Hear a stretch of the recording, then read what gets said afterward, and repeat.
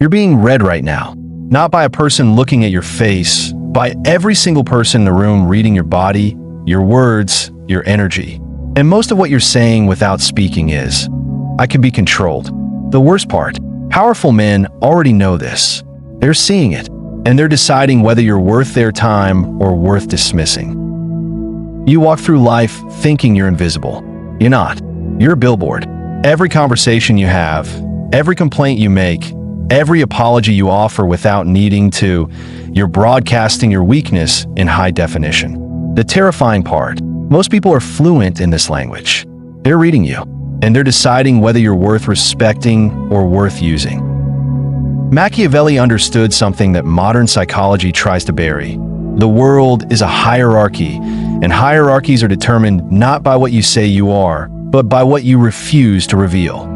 The moment you start performing, explaining yourself, seeking permission, bleeding your problems into the room, you've already lost. But it's worse than that. You're not just losing respect. You're actively inviting predation. There are 9 specific behaviors that do this. Most people do these every single day. Some of them feel good. Some of them feel like being a good person. None of them are. They're all submission signals. And if you want powerful men, the ones who actually matter, to take you seriously, you need to stop doing these things today. If you recognize yourself in any of these 9, hit like. Because the next 9 minutes could change how people perceive you forever. Move 1. You announce your moves before you make them. The modern brain is addicted to dopamine. One of the quickest hits, telling people your plans before you execute them. I'm starting a business. I'm going to the gym 5 times a week. I'm done with this relationship. The moment those words leave your mouth, something changes in your brain chemistry. You feel satisfied. You feel like you've already done something, but you haven't. You just handed the world a map of where to block you. Here's what actually happens. The envious ones now know exactly what is sabotage. The weak ones now need to criticize what you said to feel better about themselves. The competition now has time to prepare. In your own mind, it's already moved on. You got the reward without the work. Silence is not mysterious because it's rare. It's powerful because it forces people to fill the void with speculation. Their imagination will always paint a picture more impressive than your reality ever could be. When you disappear for 6 months and return transformed, different body, different position, different life, no announcements, no watch this space, something shifts in how people see you. You didn't ask for their nod of approval. You didn't need their validation. You just did the work. That is respect. A lion doesn't announce the hunt. It announces the kill. Move 2. You complain about your circumstances. Listen closely. Nobody actually cares about your problems. And the ones who claim they do, they're usually happy you're suffering because it reminds them they're not at rock bottom yet. When you complain in public, you're making 2 simultaneous moves, and both destroy you. First, you're admitting that you don't control your situation. You're a passenger describing the turbulence instead of a pilot adjusting the altitude. Leaders don't complain. They either fix it or they endure it. There's no third path. Second, you become an emotional parasite. People nod politely. They say that's rough. But underneath, they're marking you as low status, low energy, someone to avoid. Your problems are your problem, not theirs. The moment you make them theirs, they resent you for it. This doesn't mean you suppress everything until you explode. It means you choose your counsel wisely. A therapist, a mentor you actually trust. Not the group chat, not your coworkers, not the dinner table. To the world, you must carry your weight without letting it bend you. The Italians have a word, sprezzatura, studied carelessness, making the difficult look effortless. A man who carries a heavy load without broadcasting the weight commands something that complainers never will: dignity. When someone asks how are things, and you simply smile and say moving forward, you've just communicated something powerful without saying anything at all. Move 3. You lose your temper in public. Anger is an emotion. Aggression is a tool. One happens to you, the other you choose. When you explode, at a waiter, at traffic, at a partner, in a meeting, you're not displaying strength. You're displaying something far worse. You're showing that you're remotely controlled by circumstances. A stranger can hijack your nervous system just by existing in your space. That's not freedom. That's slavery. But here's what most people don't see. When you lose control, you've just handed the world your instruction manual. Your triggers are now documented. Your weak points are now visible. Anyone with ambition will file that information away and use it to destroy you later. They'll know exactly what to say to make you look unhinged, unstable, and dangerous. Contrast two scenarios. A boss who screams when angry. A boss who goes completely silent. One stare, one whisper. Which one are you actually afraid of? The screamer is a circus animal. The quiet one is a predator. Cultivate the pause. De si stare. When you feel the rage starting to move through your chest, that's the exact moment to freeze. Don't speak. Don't move. Let the other person sit in the discomfort of your silence. They're bracing for confrontation. When you deny them that, they're left fighting themselves. They look foolish. You look untouchable. Master your nervous system, or it will become your master. Move 4. You apologize for things that aren't your fault. We live in an age of constant apology. Apologizing for having opinions. Apologizing for taking space. Apologizing for existing. Stop. An apology is an admission of guilt. It's a submission signal.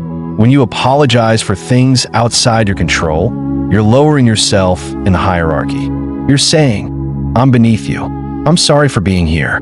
There's a difference between accountability and self-diminishment. If you're late, don't say sorry I'm late.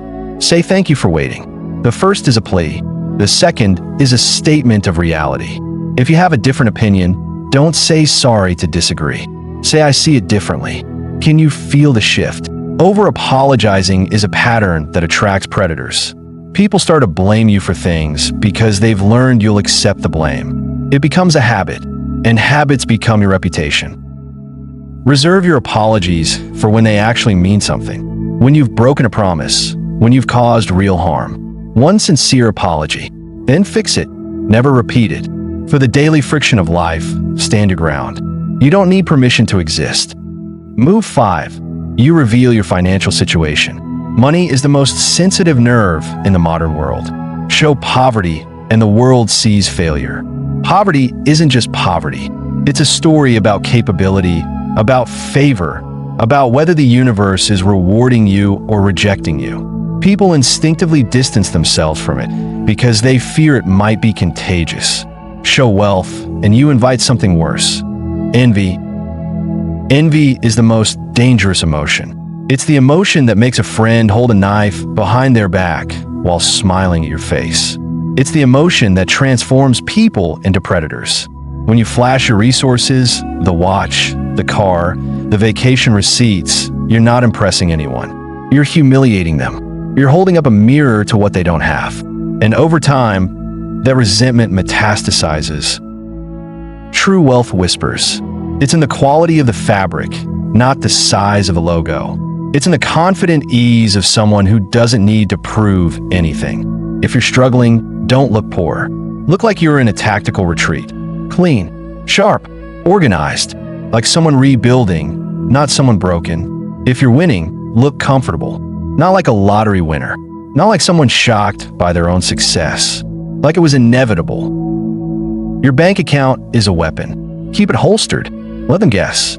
The mystery is worth more than the truth. Move 6. You gossip or disparage others. Great minds discuss ideas. Average minds discuss events. Small minds discuss people. When you gossip, you might think you're building connection. You're not. You're destroying your own reputation in real time. Think about what happens when someone shares a secret about someone else with you. Your immediate thought is, if they're telling me this about them, they're telling them this about me. You lose trust instantly. Machiavelli knew that to be powerful, you cannot be despised. Being someone who spreads rumors, who's always busy with other people's business, that makes you despised. It makes you look petty, bored, and small. Information is power. When you gossip, you're giving power away for nothing. A strategic mind becomes a black hole. Listen to everything. Absorb everything. Say nothing. People will know that you know their secrets, but they'll never know if you've told anyone. That uncertainty gives you leverage. Never destroy an enemy with words. It makes you look obsessed.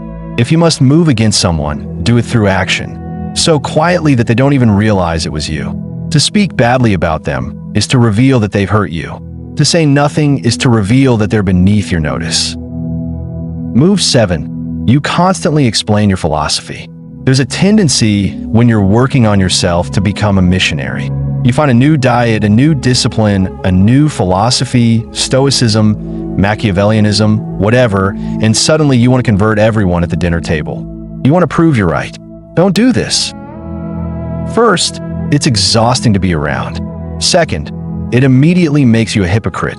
The moment you announce your code out loud, I never lie, I wake up at 5 a.m. every day, I'm disciplined, the world starts watching you like a hawk waiting for you to slip. And you will slip. And when you do, they'll point and laugh and call you a fraud. By verbalizing your standards, you create a trap for yourself. You give people a yardstick to measure your failure. Your actions should be so loud that explanations become irrelevant.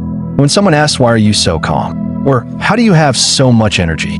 Then you give them a fragment, a glimpse, not a lecture, not a manifesto. The strongest argument for your way of life is your life itself, not your explanation of it. Move 8. You seek approval and validation. This is the root, the core addiction that fuels all the other sins. We're trained from childhood to perform for rewards, good grades for approval, good behavior for praise. We're creatures of external validation. But if you want to actually be autonomous, you have to kill this instinct. When you fish for compliments, when you check to see if people are laughing at your jokes, when you shift your opinion to match the room, you've surrendered your power. You're saying, my worth is in your hands. Please be gentle. Here's the thing. Validation is a status dynamic. The person seeking it is low status. The person offering it is high status. You can't change that math. When you stop trying to impress people, something strange happens. They start trying to impress you. The energy reverses. The only validation that matters is the reflection in the mirror. Did you stick to your code? Did you execute? Did you think clearly? If yes, the crowd's applause is irrelevant.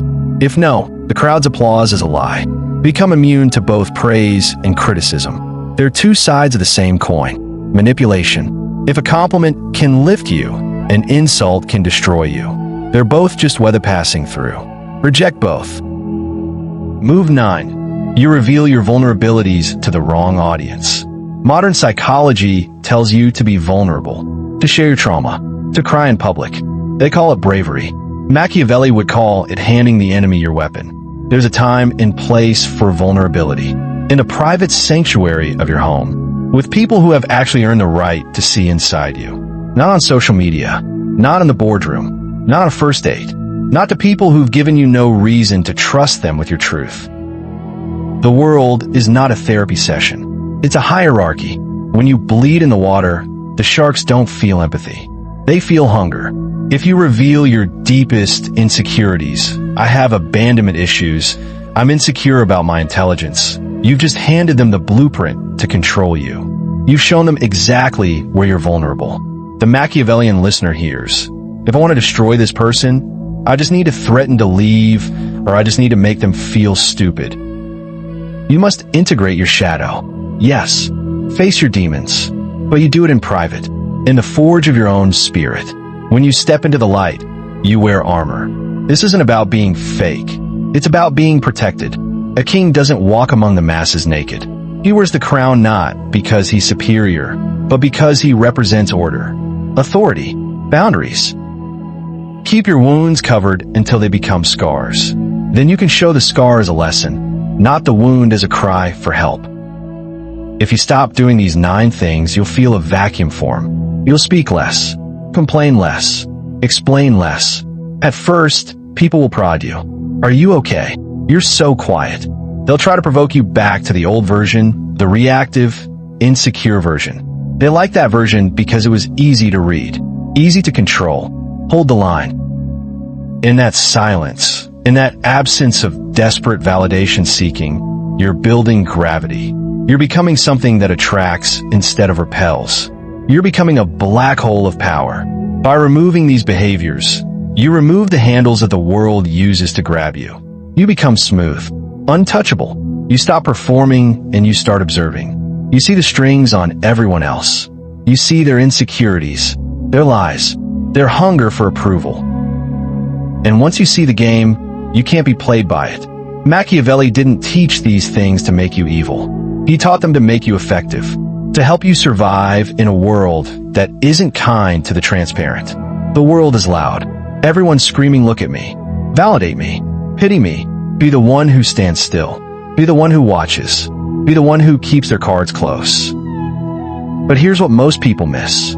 Once you seal the leaks in your public persona, once you stop giving the world access to your raw mind, you're left alone with your thoughts.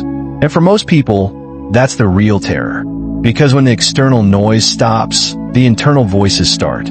You've learned to shield yourself from the outside world. But how do you shield yourself from the enemy within? How do you rule your own mind when the gates are closed and it's just you alone? That's the real battle.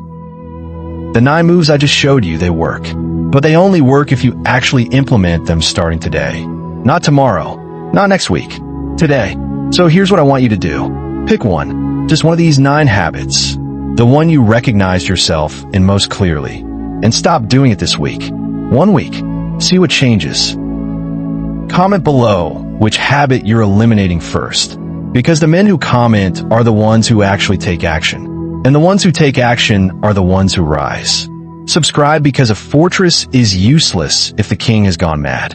In the next video, we'll show you how to rule the kingdom of your own mind when nobody's watching. See you there.